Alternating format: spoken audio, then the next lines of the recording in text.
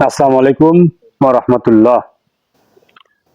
আপনি আপনার ভাইয়ের জন্য আমি আমার ভাইয়ের জন্য যদি দোয়া করি সে দোয়া কবুল হয়ে যায়।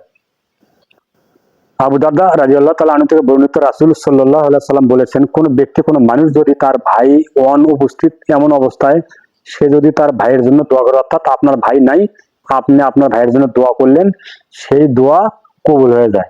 তখন একজন মালাক ফেরেশতা তার কাছে এসে মাথার কাছে এসে বসে এবং আপনি যখন আপনার ভাইয়ের কল্যাণের জন্য দোয়া করবেন তখন একজন ফেরেশতা আমিন বলেন, দোয়া কবুল হয়ে যায়। সম্মানিত উপস্থিতি, আমি আপনি যে যেখান থেকে আমাদের এই ভিডিও দেখছেন, আমি আপনি পৃথিবীতে যে যেখান থেকে যারাই দেখছেন, প্রত্যেকটা মানুষের জন্য দোয়া করা উচিত।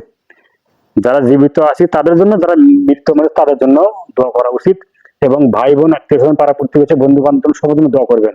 আমি যদি আমার ভাইয়ের জন্য দোয়া করি তার অনুপস্থিতিতে, তাহলে আমার জন্য একজন ফেরেশতা নিযুক্ত করা হয়েছে, আমিন বলবেন, আমার জন্য কল্যাণ করা হবে, আমার দোয়া কবুল হবে। এবং আর আমার ভাই যেহেতু ছিল না বা নাই এখন, আমি তার জন্য দোয়া করতেছি, কল্যাণের দোয়া, আমার মাধ্যমে আমার ওই ভাইয়ের দোয়াটা কবুল হবে।